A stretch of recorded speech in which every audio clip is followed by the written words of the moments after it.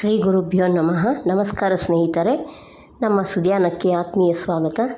ಮಹಾಭಾರತದ ಪಾತ್ರ ಸಂಗತಿಗಳಲ್ಲಿ ಅಗಸ್ತ್ಯ ಮುನಿ ಪಾತ್ರವನ್ನು ಒಂದಿನಿತು ತಿಳಿಯುವ ಪ್ರಯತ್ನ. ಕಾಲಕೇಯರನ್ನು ಬಗ್ಗು ಬಡಿಯುವುದಕ್ಕಾಗಿ ಸಮುದ್ರದ ನೀರನ್ನೆಲ್ಲ ಆಪೋಷಣವಾಗಿ ತೆಗೆದುಕೊಂಡವರು ಅಗಸ್ತ್ಯರು. ಹೊಟ್ಟೆ ಸೀಳಿಕೊಂಡು ಬರುತ್ತಿದ್ದ ವಾತಾಪಿಯನ್ನು ಹೊಟ್ಟೆಯೊಳಗೆ ಕರಗಿಸಿದವರು. ದಕ್ಷಿಣ ಭಾರತ ಹಾಗೂ ಉತ್ತರ ಭಾರತಗಳ ಸಾಂಸ್ಕೃತಿಕ ಸೇತುವಾದವರು. ವಿಂಧ್ಯೆ ಬೆಳೆಯದಂತೆ ನಿಯಂತ್ರಿಸಿದವರು.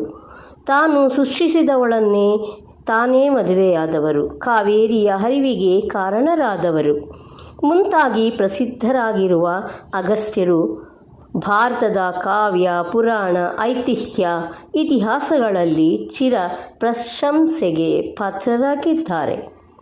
ಇತ್ತ ತಮಿಳು ಸಂಸ್ಕೃತಿಯೂ ಅಗಸ್ತ್ಯರು ತನ್ನವರೆಂದು ಒಪ್ಪುತ್ತದೆ. ಮಹಾಭಾರತದಲ್ಲಿಯೂ ಅಗಸ್ತ್ಯರು ಹಲವಾರು ಬಾರಿ ಪ್ರಸ್ತಾವಕ್ಕೆ ಒಳಗಾಗಿದ್ದಾರೆ. ಇವರಿಗೆ ಕುಂಭಜ ಎಂಬ ಹೆಸರೂ ಇದೆ. ಮೈತ್ರಾವರುಣಿ ಎಂದು ಕರೆಯುತ್ತಾರೆ. ಅಗಸ್ತ್ಯರು ಮಿತ್ರಾವರುಣರ ಮಗ ಬ್ರಹ್ಮರ್ಷಿ.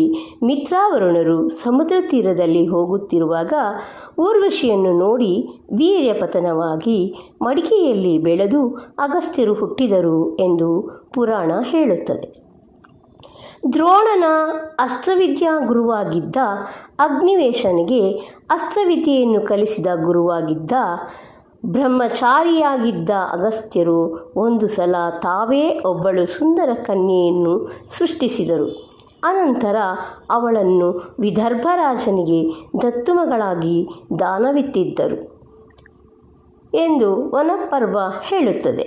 ಮುಂದೆ ತಾನು ಮದುವೆಯಾಗಿ ಮಗನನ್ನು ಪಡೆಯದಿದ್ದರೆ ತನ್ನ ಪಿತೃಗಳಿಗೆ ಮೋಕ್ಷ ಸಿಗುವುದಿಲ್ಲ ಎಂದು ತಿಳಿದು ಬಂದಾಗ ಮದುವೆಯಾಗುವ ನಿರ್ಧಾರ ಮಾಡಿದರು. ಅನಂತರ ತಾವೇ ವಿದರ್ಭರಾಜನ ಬಳಿಗೆ ಹೋಗಿ ನಿನ್ನ ಮಗಳನ್ನು ನನಗೆ ಧಾರೆ ಎರೆದುಕೊಡು ಎಂದು ಕೇಳಿದರು. ಈ ವಿಚಿತ್ರಕ್ಕೆ ಬೆರಗಾದರೂ ರಾಜನು ತುಂಬ ಸಂತಸದಿಂದ ಮದುವೆ ಮಾಡಿಕೊಟ್ಟ. ಇವನ ಪತ್ನಿಯೇ ಪುರಾಣ ಪ್ರಸಿದ್ಧಳಾದ ಲೋಪಮುದ್ರ. ಇವಳು ಸಿಂಧೂ ತೀರ್ಥದಲ್ಲಿ ಅಗಸ್ತ್ಯರ ಕೈ ಹಿಡಿದಳು. ಆ ತೀರ್ಥದ ಹೆಸರು ಪ್ಲಕ್ಷಾವತರಣ. ಲೋಪಮುದ್ರೆಯಿಂದ ಪ್ರೇರಿತರಾಗಿ ಆಕೆಯನ್ನು ಸುಖವಾಗಿರಿಸಲು ಅಗಸ್ತ್ಯರು ಆಕೆ ಬೇಡಿದ ಆಭರಣಗಳನ್ನು ತರಲು ಧನಸಂಗ್ರಹಕ್ಕೆ ಹೊರಡುತ್ತಾರೆ. ಇಲ್ವಾಲನಿಂದಲೂ ಹಣ ಬೇಡಲು ಬಂದಾಗ ಆನುಷಂಗಿಕವಾಗಿ ವಾತಾಪಿಯನ್ನು ಕೊಲ್ಲಬೇಕಾಯಿತು. ಅಗಸ್ತ್ಯ ಲೋಪಮುದ್ರೆಯರ ಮಗ ದುಡಸ್ಸು ಅಥವಾ ಇದ್ಮವಾಹ ಇಂದ್ರನ ಸ್ಥಾನಕ್ಕೆ ಬಂದು ಸಪ್ತರ್ಷಿಗಳೊಡನೆ ತುಂಬ ಕೆಟ್ಟದಾಗಿ ನಡೆದುಕೊಂಡ ನಹುಷನಿಗೆ 1000 ವರ್ಷದವರೆಗೆ ಸರ್ಪವಾಗಿರು ಎಂದು ಶಾಪವಿತ್ತು ಅಹಂಕಾರವನ್ನು ತಗ್ಗಿಸಿದ ಕೀರ್ತಿ ಅಗಸ್ತ್ಯರಿಗೆ ಸಲ್ಲುತ್ತದೆ.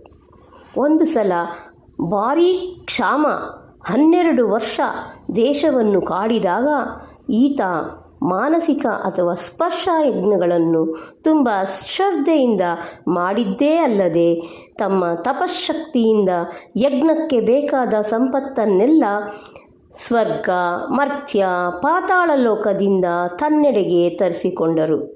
ಸ್ವಯಂ ಇಂದ್ರನೇ ಬಂದು ಯಜ್ಞದಲ್ಲಿ ಹವಿಸ್ಸನ್ನು ಸ್ವೀಕರಿಸಿ ಹರಸಿ ಹೋದರಂತೆ. ಸಮಗ್ರ ಭಾರತದಲ್ಲಿ ಓಡಾಡಿದ ಮಹರ್ಷಿ ಎಂದರೆ ಅಗಸ್ತ್ಯರು. ಭಾರತದ ಎಲ್ಲ ಭಾಗಗಳಲ್ಲೂ ಪ್ರಕೀರ್ತಿತರಾಗಿದ್ದಾರೆ. ದಕ್ಷಿಣ ಭಾರತದಲ್ಲಂತೂ ಅವರು ಮನೆಮಾತಾಗಿದ್ದಾರೆ. ಇದು ಭಾರತದ ಅಗಸ್ತ್ಯರ ಕಥೆಯಾಗಿ ಲೋಕೋಪಕಾರ ಮತ್ತು ಲೋಕ ಕಲ್ಯಾಣದ ಕಾಳಜಿ ಉಳ್ಳ ವ್ಯಕ್ತಿಯನ್ನು ನಮ್ಮೆದುರಿಗೆ ಇರಿಸುತ್ತದೆ. ಇನ್ನು ಪುರಾಣಗಳಲ್ಲಂತೂ ಈತನ ಚರಿತ್ರವು ವರ್ಣಮಯವಾಗಿ ಸಾಹಸಮಯವಾಗಿ ಕಂಗೊಳಿಸಿದೆ.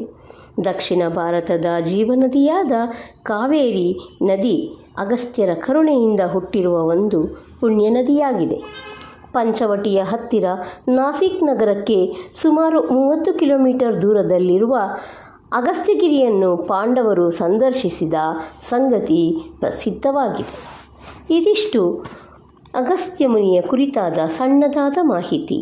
ಮುಂದಿನ ಎಪಿಸೋಡ್ನಲ್ಲಿ ಮತ್ತೆ ಸಿಗೋಣ. ಅಲ್ಲಿಯವರೆಗೆ ಆರೋಗ್ಯದ ಕಡೆ ಗಮನವಿರಲಿ. ನಮ್ಮ ಸುಧ್ಯಾನಕ್ಕೆ ನಿಮ್ಮ ಬೆಂಬಲವಿರಲಿ. ಧನ್ಯವಾದಗಳು.